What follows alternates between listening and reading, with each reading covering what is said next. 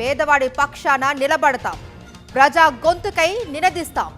Voice of voiceless, తెలుగువారి మనస్సాక్షి సాక్షి TV. సాక్షి TV ప్రసారాల కోసం మీ స్థానిక కేబుల్ ఆపరేటర్ను వెంటనే సంప్రదించండి.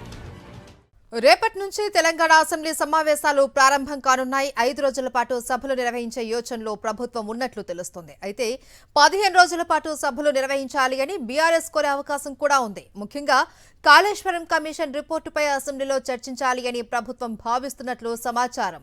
వర్షాలు, వరదలు, నష్టపరిహారంపై చర్చకు బీఆర్ఎస్ పట్టుబట్టే అవకాశం ఉంది. ఇక రాష్ట్రంలో ఎరువుల కొరత అంశాన్ని లేవనెత్తే యోచనలు బీఆర్ఎస్, బీజేపీ ఉన్నట్లు సమాచారం. ఇక సభల నిర్వహణ, భద్రతా ఏర్పాట్లపై అసెంబ్లీ స్పీకర్ గడ్డం ప్రసాద్, మండలి చైర్మన్ గుత్తా సుఖేందర్ రెడ్డి అధికారులతో సమీక్షా సమావేశం నిర్వహించారు. పోలీసు ఉన్నతాధికారులు, శాసనసభ అధికారులకు పలు అంశాలపై దిశానిర్దేశం చేశారు. గతంలోలానే ఈసారి కూడా సభల నిర్వహణకు అందరూ సహకరించాలి అని సూచించారు. శాఖలకు సంబంధించిన చర్చ జరుగుతున్నప్పుడు ఆయా శాఖల అధికారులు అందుబాటులో ఉండాలి అన్నారు. వినాయక నిమజ్జనాల వేళ పోలీస్ శాఖ తగు జాగ్రత్తలు తీసుకోవాలి అని, సభ్యులు సరైన సమయానికి సభకు వచ్చే విధంగా ట్రాఫిక్ పోలీసులు సహకరించాలి అన్నారు స్పీకర్ గడ్డం ప్రసాద్. సభలు జరుగుతున్న సమయంలో ధర్నాలు జరగకుండా చర్యలు తీసుకోవాలి అన్నారు స్పీకర్ గడ్డం ప్రసాద్.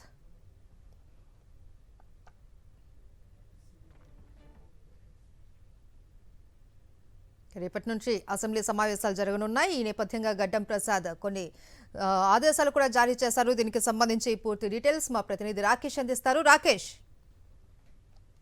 నేపథ్యం తెలంగాణ అసెంబ్లీ వర్షాకాల సమావేశాలు ప్రారంభం కాబోతున్నాయి. ఉదయం 10:30 గంటలకు ఉభయ సభలు కూడా ప్రారంభమవుతాయి. రేపు సంతాప తీర్మానాన్ని సభలో ప్రవేశపెట్టే అవకాశం ఉంది. ముఖ్యంగా సంబంధించి sitting MLA, Jubilee Hills MLA Maganti Gopinath ఇటీవల మరణించిన నేపథ్యంలో ఆయనకు సంతాపం శాసనసభ తెలపనుంది. అలాగే సంబంధించి ఎక్స్ఎమ్మెల్సీ మాగన్ రంగారెడ్డి కొద్ది రోజుల క్రితం మరణించారు. దీంతో శాసన మండలి కూడా మాగన్ రంగారెడ్డికి సంతాపం వ్యక్తం చేస్తుంది. ఆ తర్వాత 2 సభలు కూడా వాయిదా పడతాయి. 2 సభల్లో కూడా బీఏసీ సమావేశాలు నిర్వహిస్తారు. సభ ఎన్ని రోజులు జరపాలి, ఎజెండా ఏంటనే దానిపైన కూడా బీఏసీలో చర్చించి నిర్ణయం తీసుకోబోతున్నారు. దాదాపుగా 5 నుంచి 6 రోజుల పాటు సభ నిర్వహించే అవకాశం కనిపిస్తూ ఉంది. ఎజెండా ప్రకారం మనం చూస్తే ముఖ్యంగా బీసీ రిజర్వేషన్లకు సంబంధించి రేపు శాసనసభ వాయిదా పడ్డ తర్వాత కేబినెట్ సమావేశం మధ్యాహ్నం 1 గంటలకు అసెంబ్లీ కమిటీ హాల్లో నిర్వహించబోతా ఉన్నారు. ముఖ్యంగా బీసీ రిజర్వేషన్ల అమలుకు సంబంధించి ఇప్పటికే మంత్రుల కమిటీ వేసిన నేపథ్యంలో మంత్రుల కమిటీ 3 ఆప్షన్లతో రిజర్వేషన్ల అమలుకు సంబంధించి రిపోర్ట్ సిద్ధం చేసింది. రేపు కేబినెట్లకు మంత్రుల కమిటీ ఈ రిపోర్ట్ ఇస్తుంది. 3 ఆప్షన్లలో దేన్ని ఎంపిక చేసుకోవాలనే దానిపైన కూడా కేబినెట్లో నిర్ణయం తీసుకోబోతా ఉన్నారు. నిర్ణయం తర్వాత ఈ 5-6 రోజులు జరిగే సమావేశాలలో ఒకరోజు బీసీ రిజర్వేషన్ల అమలుపై నిర్ణయం తీసుకునే అవకాశం కనిపిస్తూ ఉంది. సభలోనే సీఎం రేవంత్ రెడ్డి దీనిపైన ప్రకటన చేసే అవకాశం ఉంది. దీంతో పాటు కాళేశ్వరం కమిషన్ రిపోర్టు, ఇప్పటికే ఈ రిపోర్ట్ ఇవ్వాలని బీఆర్ఎస్ నేతలు ముఖ్యంగా కేసీఆర్, హరీష్ రావు కోర్టుకు వెళ్లిన నేపథ్యంలో కోర్టులో వాదనల సందర్భంగా సభలోనే మేము ఈ రిపోర్టును ప్రవేశపెడతామంటూ కూడా ప్రభుత్వం రిప్లై ఇచ్చిన నేపథ్యంలో సభలో దీనిపైన చర్చ పెట్టే అవకాశం ఉంది. ఇటు శాసనసభలో, శాసన మండలిలో రెండింటిలో కూడా కాళేశ్వరం కమిషన్ రిపోర్టును చర్చ పెట్టబోతున్నారు. ఇప్పటికే అధికార పక్షం దీనికి సంబంధించి ప్రిపేర్ అవుతున్నట్టుగా తెలుస్తోంది. ముఖ్యంగా కాళేశ్వరం కమిషన్లో ఉన్న ఏవైతే డ్యాములు కుంగిపోయాయో దానికి సంబంధించి ఎలా జరిగింది, ఎందుకు జరిగింది, ఏం వైఫల్యం జరిగింది అనే దానిపైన కూడా రిపోర్టు సంబంధించి చర్చ చేపట్టబోతా ఉన్నారు. దీంతో పాటు జస్టిస్ సుదర్శన్ రెడ్డిని ఇండి కూటమి అభ్యర్థిగా ఉపరాష్ట్రపతి బరిలో నిలపడం జరిగింది. తెలంగాణ రాష్ట్రానికి చెందిన వ్యక్తి కావడంతో ఈ అంశంపైన కూడా కొద్దిసేపు ఒక హాఫ్ డే చర్చ పెట్టే అవకాశం కనిపిస్తూ ఉంది. సుదర్శన్ రెడ్డికి మద్దతు ఇవ్వాలని ఇప్పటికే తెలంగాణ రాష్ట్రంలో ఉన్న అన్ని పార్టీలకు కూడా సీఎం రేవంత్ రెడ్డి విజ్ఞప్తి చేసిన నేపథ్యంలో ఆయా పక్షాలన్నీ కూడా నెక్స్ట్ జరిగే ఓటింగ్లో మద్దతు ఇవ్వాలనే డిమాండ్ను శాసనసభ ద్వారా మరొకసారి చెప్పే అవకాశం కనిపిస్తూ ఉంది.